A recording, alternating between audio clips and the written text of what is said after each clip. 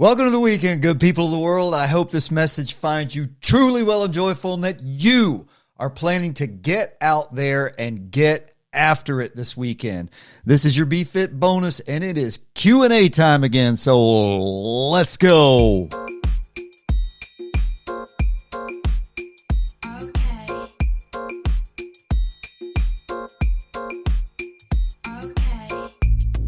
What is good in your hood, bFIT family? This is bFIT bonus, that little bag of Swedish fish you found in bFIT Radio's backpack that you forgot about. You bought it 2 Saturdays ago and you forgot about it because you were being disciplined, and you, even though you have a little, maybe a problem with gummy candies that you find hard to tackle and that you shouldn't be consuming, that red dye number 40 that you love anyway, but you stayed disciplined and you didn't eat, and you left them in the backpack and then you forgot about them. Anyway, hopefully you'll leave this bFIT bonus with some useful stuff you can carry into the weekend. I'm Scott Schroeder, certified personal trainer, certified nutrition coach, performance enhancement specialist, and corrective exercise specialist. Let's get into it. All right, everyone, as usual, some bookkeeping to get out of the way. If you want to get your questions into the show, send it in. The best way to do that is scott@balancefitsc.com, or message me on the socials. You know how I feel about that. But, hey, listen, that's how a lot of y'all communicate. So, also, please make sure you are subscribed to this here podcast and my YouTube channel so that you can get this valuable information into your cranial inbox without fail and without delay. So all the bells and the subscribes and the likes and reviews, I hate it, but it helps. And if you want, if you find valuable information here, if it's useful, if you're entertained at all along the way, please share this out with someone, and let's try to increase subscribers so that we can keep this thing going. If you want to follow me on the socials, that's fine, but you know how I feel about that. As always, I'd rather you stay out of your phone as much as possible. That's why I lean into the podcast, the audio side of it, and YouTube, because quite honestly, I mean, I watch 98% of YouTube stuff, which I think is the greatest tool for learning we've ever invented outside of human contact. I watch it on my TV. It is essentially, I don't watch any TV. That is my TV. So I use that to learn. Anyway, digression aside, I have a joke for you. This is going to become a new thing because we can all use a little bit more laughter in the world, right? Here it goes. After an unsuccessful harvest, why did the farmer decide to try a career in music? Because he had a ton of sick beats. Oh, yeah. Come on. If you don't laugh at that, I don't know what happened to your sense of humor. All right, here we go. In our regular section, we're going to do our fitness headlines of the week, and I'm going to pull these up for you over here. If your current fitness plan looks something like watch a bunch of YouTube videos, try random workouts, get confused, and then go eat a sandwich, I might be able to help. The bFIT Blueprint is a 3-session virtual coaching program where we build a training plan designed specifically for you, your goals, your schedule, and your real life. We start with an assessment. I build your custom program. We walk through it together, and then we check in and adjust once you've had time to implement it. It's not a generic workout. It's coaching with intention. If you want a clear plan and a smarter way to train, check out the bFIT Blueprint at balancefitsc.com. Your life, your potential. From U.S. News and World Report, I am not going to click on this because I do not want to give U.S. News and World Report my email address or anything else that they can sell because I already get 30 spam calls a day, even though I have spam filters and I'm on the do not call list. I think that we should have a special nuclear weapon reserved for the people responsible for that transgression, but I digress. Anyway, from U.S. News and World Report, teens' sleep patterns affect their diet and exercise. Study says. Once again, pause for dramatic effect. This is that time where I stare at the camera and borrow a line from a sergeant, a platoon sergeant that I had in the Marine Corps. No screaming eagle shit. It's 2026. I'm glad it's happening. I'm glad we are finally starting to realize things and publish things, and that some long-term studies are coming to bear with data and other information regarding the utterly catastrophic effects that this phone culture has had. And again, I say phone culture because I don't think the main problem is social media. The main problem is the delivery mechanism, because it's designed like a slot machine, and it's designed with one thing in mind: to keep you engaged as long as possible, to sell you as much crap as possible. There's no other reason for it to be there. They don't care whether the purveyors of such, they don't care if you're getting information. They just want you. They don't care if you're happy or sad. They just want you there, eyes locked on, so they can sell you stuff. Well, so they can sell ad space, so those people can sell stuff. Don't fool yourself. But anyway, this article, I scanned it a little bit earlier, and I pulled some text off of it. Teenagers might be known for being night owls, but they'll be healthier. I can't believe I'm reading this sentence in an informative article in 2026. But they'll be healthier if they can get to bed earlier. A new study says. A new study. Teens who stay up late and sleep the morning away are more likely to eat more and be less physically active. Really? Especially when school is in session. Researchers report in the April issue of the Journal of Sleep Health. Quote from somebody, Julio Fernandez Mendoza, professor of psychiatry and behavioral health at Penn State. Sleep timing, when teens go to bed and wake up, had the biggest influence on sedentary and eating behavior in teens. It's something that parents need to pay attention to and protect during critical developmental years. Yeah, so we are just coming to the notion that we should take care of our kids and maybe not give them this. I don't even know where my phone is. That's how you should be. Maybe not give this open portal that's a fire hose to every god-awful thing on the face of the earth that they take into their bedroom at night and stare at until all hours of the day. Maybe we don't do that. Maybe we recognize that that's probably not a good thing. Maybe we sack up and try to stop being our kids' buddies and try to stop being the popular parent and try to get over the fact that we're causing friction when we want to have these conversations with our kids about the dangers of being addicted to a screen. Once again, forget about how awful social media is, which it is completely awful. But these things are tools. They're all down. It comes down to the user. And 12, 13, 14, 15-year-old kid, 16-year-old kid, they're not going to have any self-regulation on this. Most of you adults don't have any self-regulation on this. And it's not a generational thing. This is not alphas. This is not Gen Z. It's not millennials. It's everybody. And you know what? You boomers tend to be the worst about it, staring at Facebook all day long. Oh, this connects me to my friends. Okay. Yeah, maybe it's not a good thing that when it's bedtime that our kids' reward centers are being spiked and their the good hormones and the bad hormones. You know, the reward hormones like dopamine.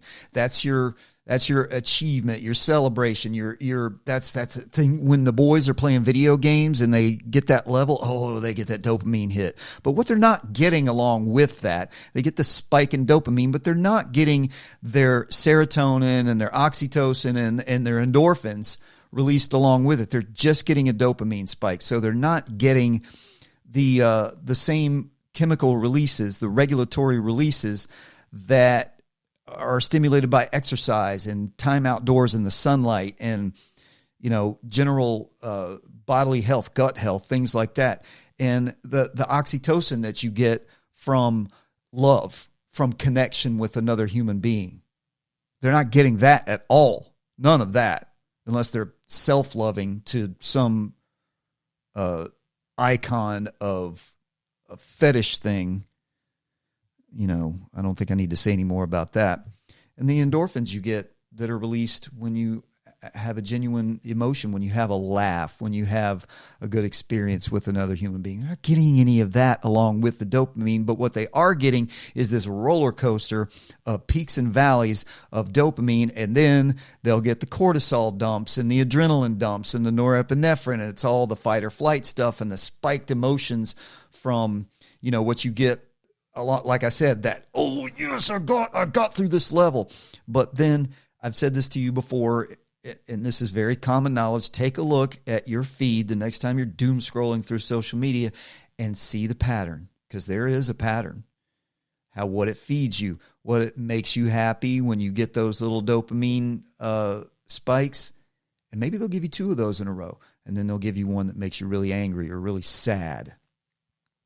And then they'll force you an ad, because you're more likely to buy when you're in an emotionally fragile state. So anyway, maybe we don't put our kids through that ride at bedtime. Take the phones away. How about this? Set up a situation early on in life where you don't have to take the phones away. Set up a trusting relationship built on mutual respect, that you as the parent have the experience and the knowledge and the wisdom to really kind of help guide the kids along. Not tell them what to do, but guide them along. And that the kids will respect you back because you treat them like they are humans with agency. So, yeah. Kids, sleep patterns affect their diet and exercise. And all you have to do is look around right now. And really, can we not be gentle about this? Because I work with a lot of kids in the coaching and trainer fitness field, and it's bad. It is bad. It is not okay that I look around and I see 85% of these kids between ages 15, about 6 and 15, that are really badly obese, because it's not a cute fat kid. It's not a body issue.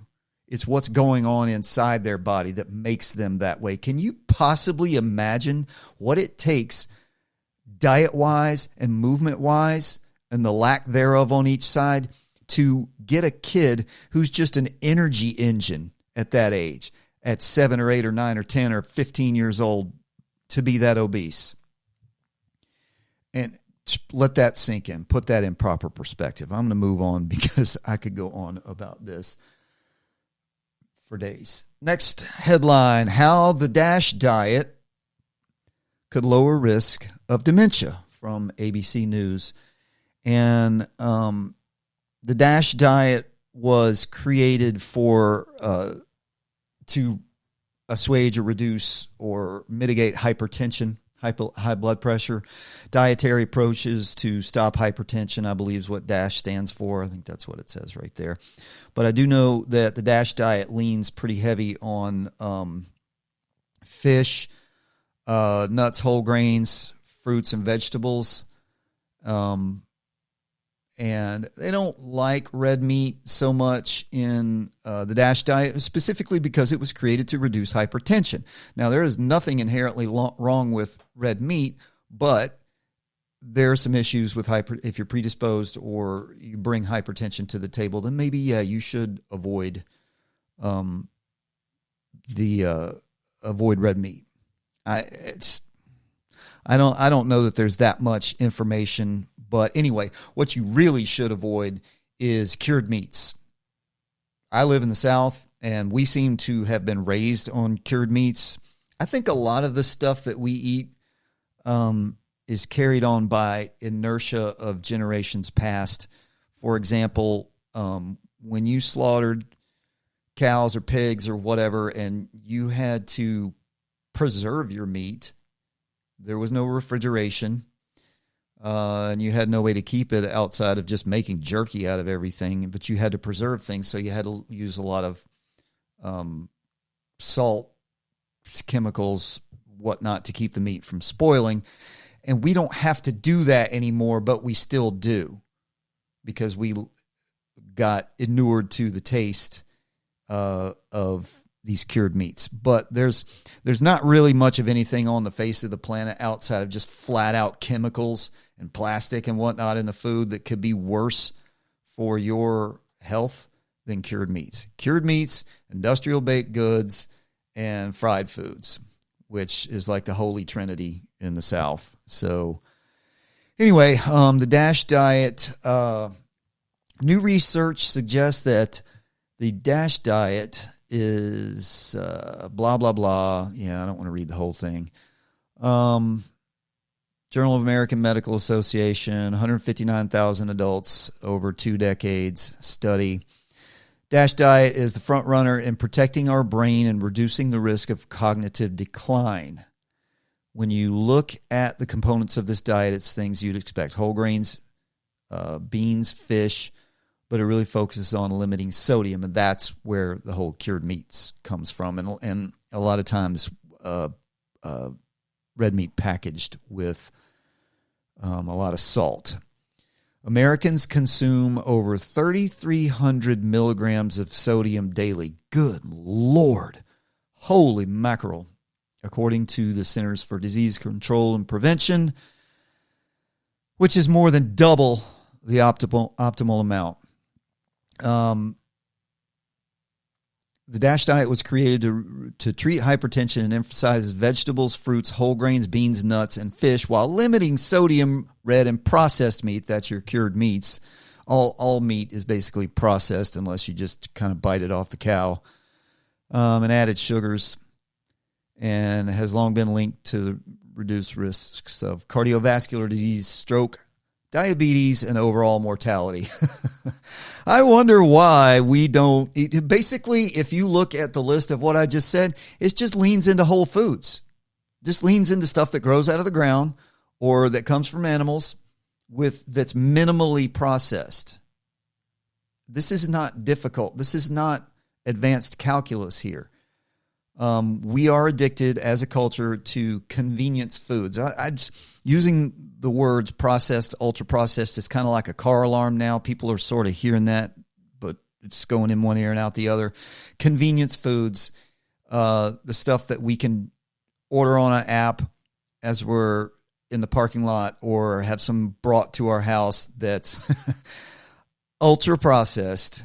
And it's highly palatable, which means it's easy to eat, and you can eat a lot of it, and it's delicious. It's so yummy because it has all of that fat, salt, and sugar in ridiculous proportions, and largely does not contain the micronutrients that we need and has too much of the garbage that we don't need, and it's really calorie dense and does not fill us up unless we eat a ton of it. And then our neuroreceptors kind of flip back really quickly. It's like eating Chinese food. Why are you always starving after you eat, half an hour after you gorge yourself with Chinese food? Same thing. So long and the short of it is the DASH diet is now linked to the reduction in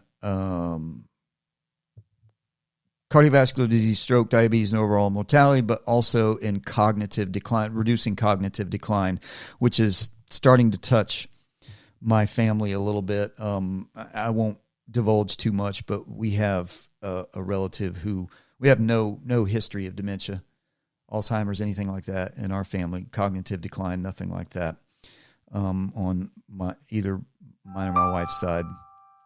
But it's touching us now, and it's from someone who shouldn't have it, someone who is not at such an advanced age where this would seem reasonable. It's not a slowing down of, a few memories falling out here and there. It's noticeable. And I can tell you right now that this person has spent an entire life eating all those things that I just said: industrial baked goods, fried foods, cured meats, ultra-processed convenience foods, things like that, not drinking enough water, not getting enough exercise. So if there's anything, I did a nutrition episode before where I was asked, this Q&A, where I was asked, do I recommend a particular nutrition plan? And I don't, because there's too many variables to just say to someone for whose metrics I do not have, yeah, you should definitely do this. But this is simply, as I said, leaning into and eating more whole foods, not, foods that are not ultra processed. And that's really about all we need to say about that. Do a little bit better. And finally, in the fitness headlines of the week, where are we at? 5 popular walking trends and how to do them. Here we go with the trends again. This is from Men's Health. And walking, I'm not going to read this, but I am so glad that if something is going to have to be a trend, and you all know how I feel about trends, can we just not make exercise, fitness, wellness, health a trend? Can we just do this, lean into it, and do trends with other things? I don't even like trends with clothes because classics always work, and there's always things that never go out of style. And by the way, your trend that you thought was stupid, that you think is stupid now, that you were wearing 5 years ago, it's going to come back in style in 10 or 12 or 15 years because that's what they do. Anyway, 5 popular walking trends and how to do them. I'm glad y'all are walking. What I have to say about this in preface is just walk and don't worry about how you're doing it. Just go out there and walk. Now, movement of any kind is good, but if you are specifically looking toward fat loss, then it kind of does matter how you walk, but it's in conjunction with how you eat. But you need to get yourself up for an extended period of time, 45 minutes to an hour or longer of zone 2 walking. And that will flip your engine into fat burning mode and give you the best results for visceral fat loss. That belly fat that you're trying to get rid of, which is really, really bad for you. Anyway, for funsies, let's see, backwards walking. That's one trend. I've seen this recently, and oh boy, come on, y'all. Backwards walking, sure, it takes the stress and load off the knees and perhaps the ankles and hips. But if you want to, I don't recommend that you go out on the street or the sidewalk in public and walk around backwards for 45 minutes. If you have access to a track or to somewhere where you can kind of be out of the way and you want to get a few segments, a few intervals of backwards walking in there, because you're walking backwards, you're using the other side of the muscular chain as your foot motion, your foot mechanics and your hip mechanics are propelling you in the opposite direction. So sure, why not? But again, what's going to happen with trends is you're going to get all into backwards walking or whichever one of these you're going to get into, and you're going to do it over and over and over and over again instead of just doing regular walking or regular exercise. You're going to burn out on it, and you're going to buy these expensive shoes and workout clothes, and you're not going to use, they're all going to sit in the corner, and then you're going to be moving on to the next thing. Just go out and walk, okay? The 666 walking challenge, that's a little terrifying. 6 minutes of warm-up and stretches, 60 minutes of brisk walking, 6 minutes of stretching or cool down. Well, that seems reasonable. That's not a trend. That's just walking. Good Lord, man. I think, according to this, that also we're slotted between 6 a.m. and 6 p.m. Okay, come on, you guys. That's not a trend. That's just getting up and walking. All right, the 12-3-30 walking challenge. Oh, it's a TikTok thing, so it's already stupid. I haven't even looked at it.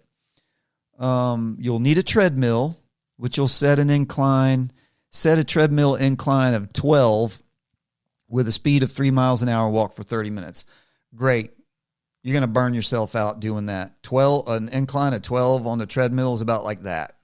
So super. I'd rather have you go walk out in the hills, but man, if you live in Arizona or Nebraska, you don't have any hills, awesome. But, most of these treadmills have a cycle where you can set on where it automatically raises and lowers the incline. I recommend that more. Just don't. Oh, you know what? Here you go. If you, this drives me nuts. If you are going to get on a treadmill and spend that much time doing this kind of thing, get your hands off the handrail, off the bar, because if you do have that incline on 12 and you're holding on to the rails, to the handholds, and leaning back, guess what you're not doing? You're not walking uphill anymore. You need to lean into it and activate the muscles that enable you to propel yourself uphill. Rucking, as a former military member, you all can have your rucking. I did plenty of that as an infantryman. Basically, you just putting the rucksack on, loading it up with some stuff, and going and walking through the woods and walking up hills and doing trails and whatever. Japanese interval walking method. And once again, just like I said with the TikTok, without even reading it, just because it says TikTok, I know it's stupid. The Japanese interval walking method, I don't even know what it is, but it's Japanese, so I already am predisposed to think that it's pretty good. First few minutes, start with a leisurely stroll to warm up. Hello, that's pretty obvious. For the next 3 minutes, pick up the pace, 70 to 80% of max heart rate. Then slow down for another 3 minutes back to your initial pace and repeat. Interval, by the way, not only for walking, but interval running. If you have an issue with running, whether that's everything from you hate running to you don't know how to get your foot striking, your gait, your breathing, your limbic system all aligned so that you're not in panic fight or flight mode the whole time that you're running. Or you got knee issues. You don't want to pound the pavement over and over again for a solid hour. Strongly recommend interval running. Get yourself a little interval timer. I got one on Amazon for like $8 and set it to whatever you need to do to start with and then progress as you go. 30 seconds of walking to 30 seconds of running, 30 seconds of walking to a minute of running. Play with your intervals, see how it goes. It will make the time go by a lot faster, and you'll be a lot less miserable. And to wrap it up, it says green flags to look for. It fits your fitness level. Of course, that's what I was just saying with interval running. Figure out what fits your fitness level. Walking pretty much fits everybody's fitness level. Raise your heart rate, raise your endurance, relieve stress, increases social connection. Those last two things cannot be oversold. Going out and getting any kind of exercise, but just walking. And as I keep telling you guys, take the earbuds out. At least reserve some of the time of your walk to take your earbuds or your headphones off and just be. Please, for the love of God, let your brain relax for a second and just do nothing. And don't stare. Please don't look at your phone while you're walking. First of all, it's dangerous and stupid. Second of all, disengage your eyes. Get your eyeballs up from here to focus on middle and far distance. You will feel so much. You will not believe. If you're phone addicted, if you're screen addicted, if you're data stream addicted, you will not believe how much relief you will get from anxiety and stress by just doing those things. Going for a walk, no earbuds, no screens. And increases social connection. Go for a walk with somebody. Your spouse, your best friend, your dog. Talk to your dog on your walk, okay? Your dog needs a walk too. And let them sniff. All right, that's enough of that. So let's bring it back to Q&A time. By the way, this is the Gen Z version. I loved that I got this because the 3 questions that I have are all Gen Z, and I love it. I absolutely love that you guys are starting to realize that your predecessors have jacked some things up and you need to make some changes. So Gen Z, good on you for exploring life like this and trying to solve some issues that you inherited. Because guess what, Gen Z? You are going to be the ones that are going to have to save us. Okay? You are that third generation that's going to have to be the sentinels. So good job out of y'all. All right, first up, we have Tyler in Norman, Oklahoma. Tyler says, I'm 28 and I've led a pretty sedentary lifestyle. I've never dated much, and even though I have a college degree, I've never had much career ambition. I really feel empty and I want to go in a new direction. I want a family and reasonably decent work life. I know a big part of this will be taking better care of myself physically. I want to start working out and just getting in better shape, but I feel embarrassed walking into a gym because I'm not strong. Should I even go, or can I do this at home? Well, Tyler, first of all, thank you. The answer to that, should you even go, or can you do this at home? The answer is yes.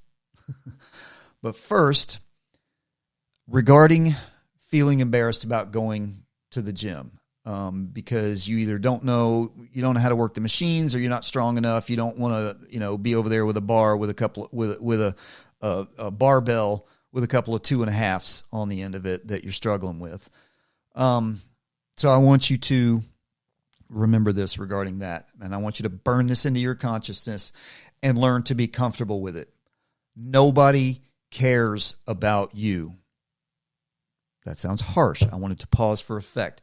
What I mean by that, it doesn't mean that everyone hates you, no one loves you, all that thing. Of course you have people that care about you, hopefully your family and your friends and that. But we're talking about people at the gym, people at large, people out in the world. They're too self-involved, too wrapped up in their own crap to care about what's going on with you.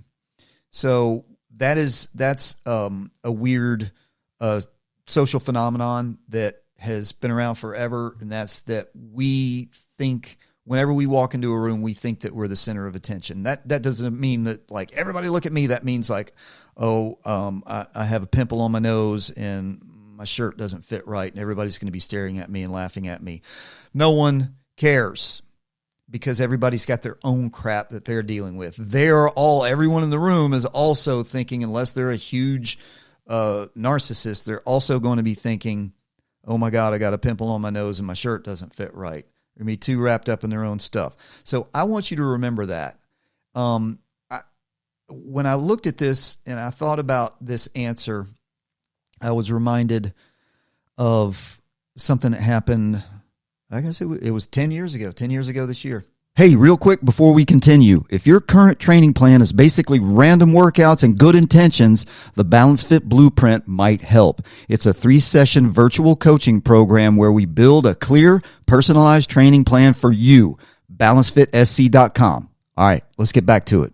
We were living down in the South Carolina Low Country on the coast, and Hurricane Matthew hit and leveled the place, and my particular part of town was left without power for 6 or 7 days.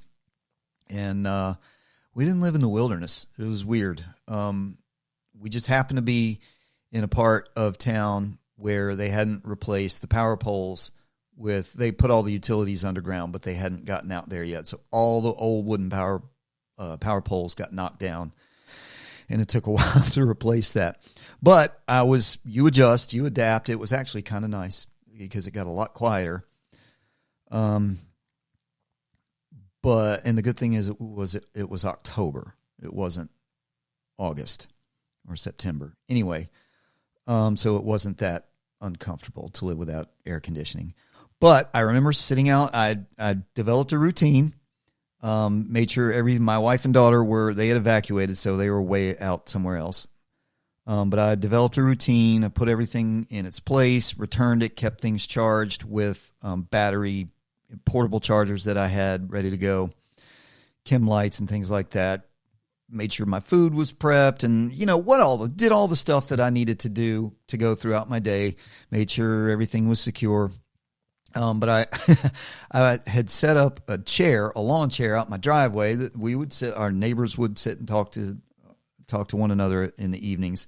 And I remember sitting there by myself in my chair, and I looked up, and one lone airplane, passenger jet, was creasing slowly across the sky and leaving a contrail. And it was towards sunset. So the light, this yellowish orange light, was reflecting off of it, and it just burned. That image is burned in my brain. It was lovely in its own weird way. But I remember looking up there and thinking, I've been down here without power for 6 days, and while it was certainly not like living in Rwanda, it had its challenges. And those people up there in that airplane, you know, maybe it was 100, maybe it was 50, whatever it was, they didn't care about me. And it's not because they knew about my plight and they just disregarded me as a valuable human. They didn't know. They did not know. They were involved in their own thoughts, their own emotions, their own struggles, their own issues, their own life. And it really helped put things in perspective, because we tend to think, especially in this digitally connected world, that everybody, we shouldn't know all the things that we know. Everybody knows just about everything instantaneously, and it's too much, and it's not healthy. You need to disconnect, and you need to become one of those people in that plane where you can't. Nobody in that plane could fix my problem.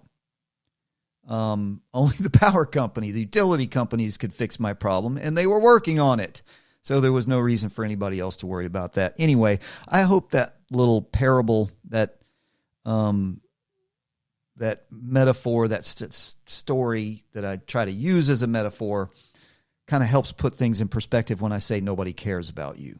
Everybody's got their own thing going on. So let me bring this back to the point. Don't worry about walking into the gym. Just go.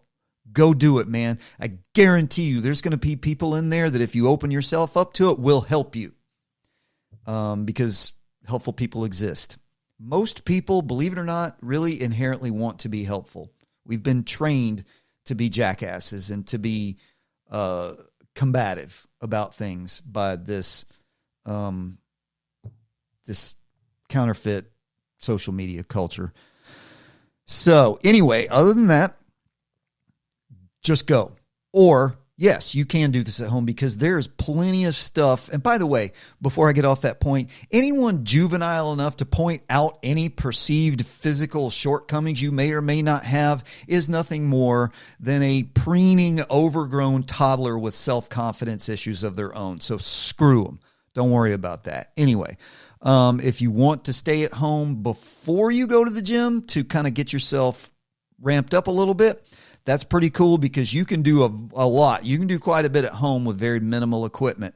You can do a lot with no equipment, but if you want to invest, let's say $50. Is $50 a lot of money? I don't know. I don't know your financial situation, but always remember this, that your wellness, your health, your fitness is an investment. It's not an expense. Okay. So if that's an amount of money that you're going to have to move around from somewhere, then move it around from somewhere. Sacrifice something.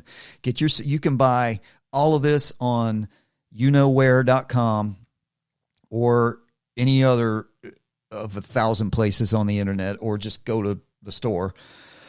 You can buy a little pull-up bar that will hang in your door frame. You can buy for like $7. You can buy a little set of varying strengths of resistance bands that are good for the legs and the arms, but you can also buy for a little bit more, maybe $15-20. You can buy resistance bands that you can do more, that are bigger, that you can do more with. But, and you have your body weight and gravity.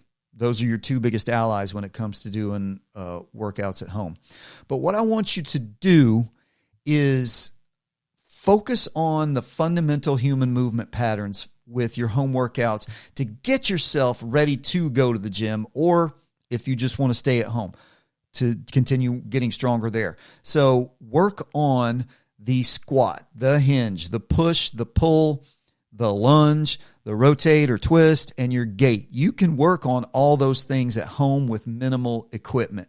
You can run or walk. You can go up hills. You can add weight with either you got a backpack, put some crap in it and go walk up and down the hills, or stairs if you don't have any hills.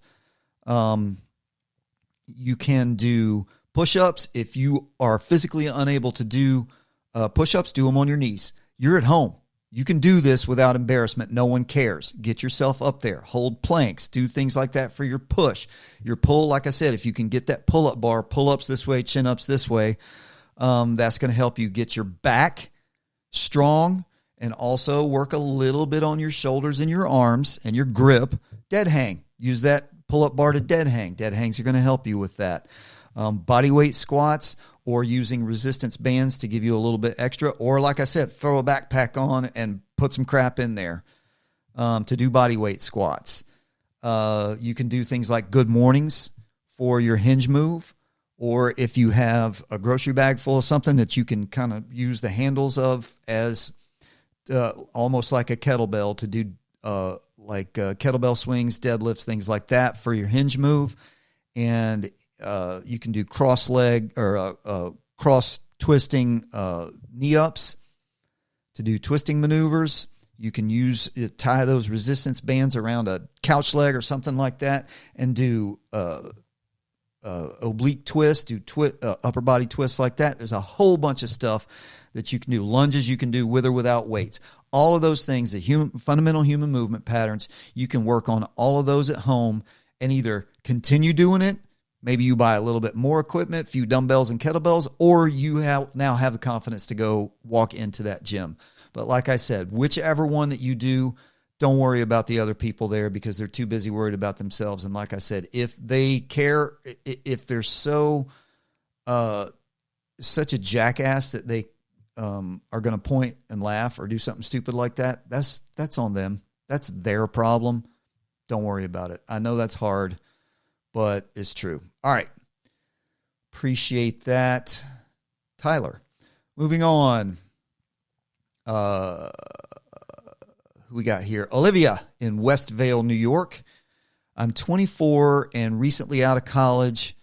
I see how dysregulated and miserable. This is what I'm talking about with you, Gen Z people. Y'all are seeing this stuff. You're not stupid. I see how dysregulated and miserable many people a little older than me have been. I don't want that, but I don't want to always be grinding my way through life without having any fun. How do I develop discipline without losing spontaneity and joy? All right, Olivia. First of all, let me say this as an old guy, as you're 24. No, I couldn't be your grandpa yet, I don't think. Maybe chronologically, but not realistically. As your dad, as your older dad, let me tell you that spontaneity is a little bit overrated. You should be ready for anything. That's a whole different thing, though. Preparedness, capability. But spontaneity, I feel like you're talking about just jumping in the car and doing a road trip. That's great, but that's kind of really reserved. You're 24. You should be putting your life together. Spontaneity is kind of reserved for teenagers and old people because they got time and old people got money, hopefully. So I would not worry so much about losing spontaneity, but joy, absolutely. A joyless life, why are we even here? So my recommendations for you would be to create time for spontaneity and joy. Plan the things that need planning to allow room for the things that don't. So maybe that opportunity for an overnight roadie comes up. Well, if you have created a routine for the things that need to get done, fitness, work, daily minutia. So that's your workout, that's your job, and that's crap like keeping the kitchen clean, keeping your clothes picked up off the floor and put away, and just where's all your stuff so you're not wasting time looking for stuff, putting everything in its place. Make routines for those which will tighten up your schedule and allow time for the things that bring you joy. Create those routines. this is going, I want you to think about it like folding your underwear, your socks, and your t-shirts. And you're a girl, so I've been married for a million years and I have a daughter. So I've been confronted with having to fold girl clothes, and it's really hard. But anyway, because they're weird shapes. Delightful, but weird. Creating this routine, like I said, think about it. Creating this routine to give yourself space to have spontaneity and joy. Think about it like, let's just go with t-shirts. If you have a t-shirt drawer and you take your t-shirts out of the laundry and you just kind of wad them up, or you don't really fold them and you just kind of throw them in there, they're going to take up more room than they need to. That thing is going to be inefficient, and it's going to cause a ripple effect down the road for other things that you need to get done. Those other things is the metaphorical putting more shirts in the drawer. So then you need another drawer. So now your t-shirts are spilling over into a second drawer. Well, that's inefficient. You need that other drawer for pants or dresses or whatever the heck. So if you tighten up your schedule, create routines for the things that need to get done. That's like folding your t-shirts. You're creating more space for other things. I hope that I like that. I think that was pretty cool. I hope that helped. So does that make sense? Create the routines for the crap that needs to get done to create space for things that you want to do or that may come up out of nowhere. If you don't have the space for it, and you do it anyway, you do something, you take that overnight roadie, but you don't really have the time to do it, then it's going to knock the dominoes down with your work and your fitness and the other stuff, and it's just going to create a whole mess. The other part of it you mentioned was discipline. How do you develop discipline without losing spontaneity and joy? The discipline part will come from Semper. And if you didn't hear that episode, I want you to go back and listen to the couple of different episodes where I talk about my Semper concept. And Semper stands for Self-Engendering Machine of Perpetual Effectiveness and Resolve. And this is about sacrificing unhelpful and unnecessary things and building discipline through executing the things that need to get done. Pick one thing.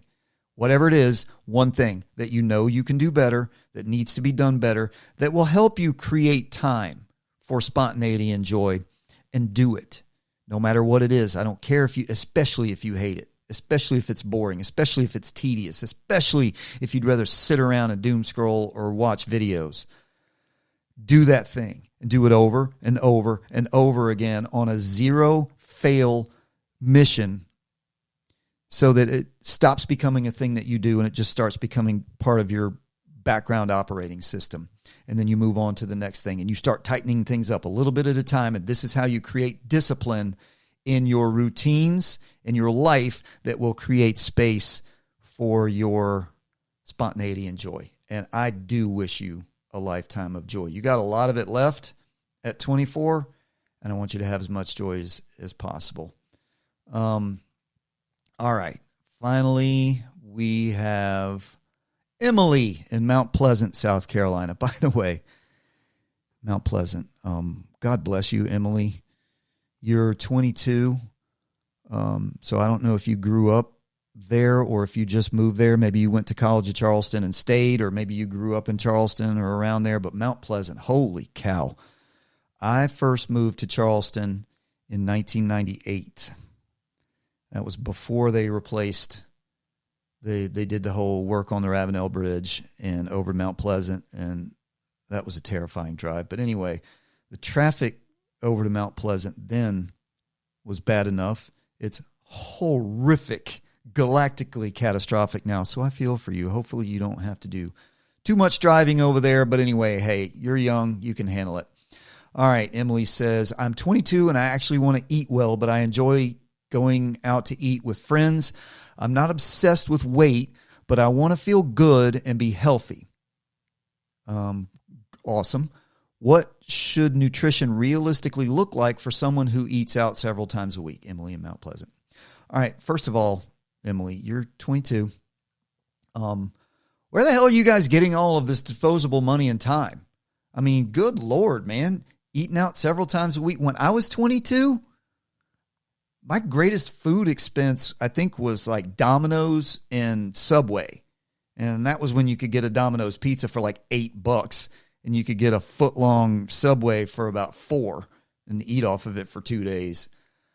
You guys need to rein in your expectations a little bit. I heard Jimmy Carr recently say this, and this is probably one of those things that who knows, it's unattributable because the sentiment is older than time itself. But what Jimmy Carr said was, happiness is your current situation minus expectations. And I think one thing that has happened in recent generations, let's just say within kind of a crossover with baby millennials and elder Gen Z, is that we've had some pretty prosperous times, economically speaking. And yes, I know it seems like the economy is always crashing and we're always at war, but you guys need to read your history. I mean, when I was a kid, there were lines we had gas lines because of the oil embargo. We were living under the threat of constant nuclear war, so much so that we did regular nuclear bomb drills where we would get under our desks or go into the hallway and hold a book over our heads for a nuclear strike. Thermonuclear war, hold a book over your head, get under your desk. Anyway, there's nothing new under the sun here. This kind of stuff has been going on. The struggles have been going on for a long time. But what I'm trying to say is that in order to kind of get a hold of your question, I would advise you to reduce, if you have an expectation that it's normal for a 22-year-old to go out to dinner, and I don't mean go grab a slice of pizza or a sandwich, and even that's crazy expensive now. But if that's what you think is normal, I want to say that it's not. It's not normal for a 22-year-old. If you go out to eat, let's just say you go out to eat twice a week and that you just go to like a fast casual. I'm not going to name names, but you know what I'm talking about. Any one of those places. You're still going to end up spending like $25 on one crappy meal. So I would sort of rein in your expectations and understand that it's not really regular for a 22-year-old to, let's just say, live that extravagantly. And I think that eating out, we might eat out twice a month, and we're not poor. We got time and we got resources. There's just no point in it. And I mean, it's too expensive. And quite honestly, the caliber of dining experience is really low right now. So eat at home, man. More anyway. Like I said, don't live a life without joy. But anyway, so let me actually answer your question. What does nutrition look like realistically for someone who wants to eat out who eats out several times a week? You cannot control what restaurants are actually putting on your plate. We have no idea. We hope that what they say is in the food is actually in the food. But speaking of Subway, we all know that what happened with them. They were serving chicken a while back that tested as like 60% chicken. And who knows what the other 40% was. So we don't know what's on there. We also can't control how much butter it's cooked in or just how much. I mean, yeah, we can ask for sauce on the side, things like that. Anyway, the point is you can't control what restaurants are putting on your plate. All you can do is trust what they tell you, but you can control what you put on your own plate at home. What I would say is that if you are going to dine out regularly, you need to create a meal plan that accounts for that. So build yourself a weekly nutrition plan based on your calorie needs and your macros. And not everything in the world is about calories and macros, but those are the two easiest metrics to sort of control. There's a lot of other factors in there, but I don't have all that information about you. But anyway, so build yourself a weekly meal plan that factors in meals out that are going to kind of take you outside of what your normal daily caloric intake would be. And also try to account for that by making reasonably smart menu choices when you are at restaurants. Clean protein.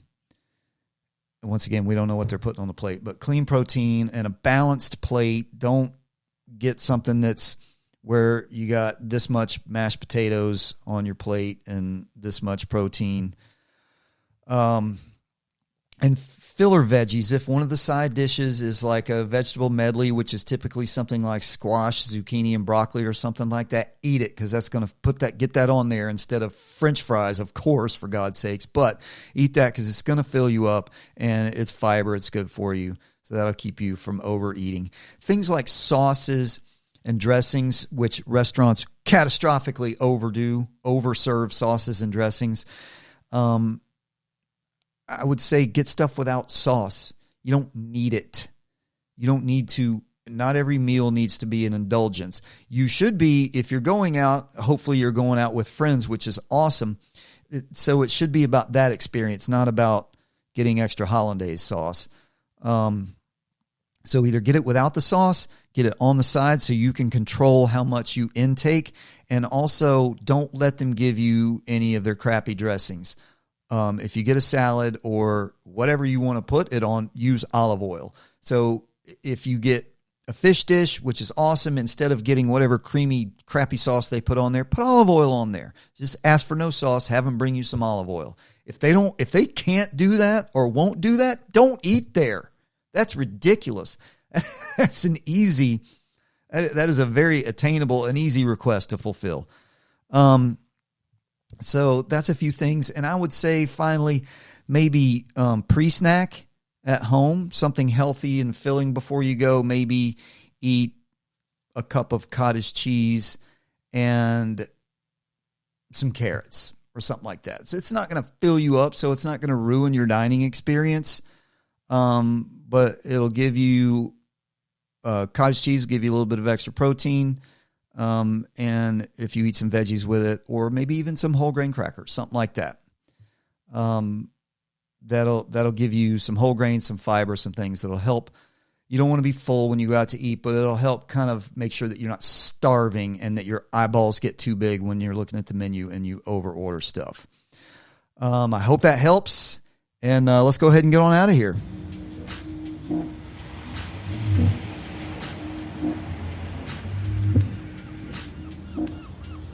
All right, that is it for this bFIT bonus. Now get out and move yourself. Read, write, think, connect, and do. Be mindful, be fit, be capable, and resolute, and I'll leave you with this thought.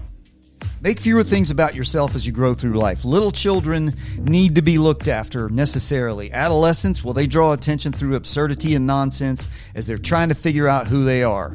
Well-adjusted adults have no need or desire to draw attention to themselves. Now, put down your phone, get away from screens, and spend some time actually living your life. Take care of your body, mind, and spirit. Don't worry about the big picture. Just take care of now, right now. Peace out, homies, and I'll see y'all next time.